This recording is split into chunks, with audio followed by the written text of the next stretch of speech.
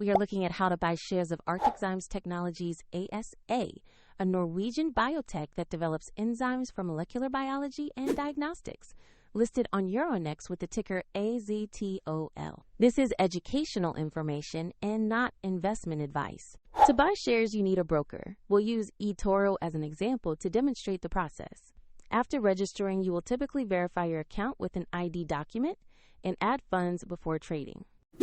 Use the platform search bar and type the ticker AZT.OL to find Arcticzymes.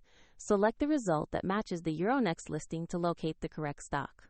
On the asset page, review basic company information and the price chart to confirm it's Arcticzymes. Check the exchange and ticker to ensure you have the correct Euronext listing AZT.OL. Click the Invest or Buy button, enter the amount you want to allocate, then review and confirm the order. If the market is closed, the order may be queued until it reopens.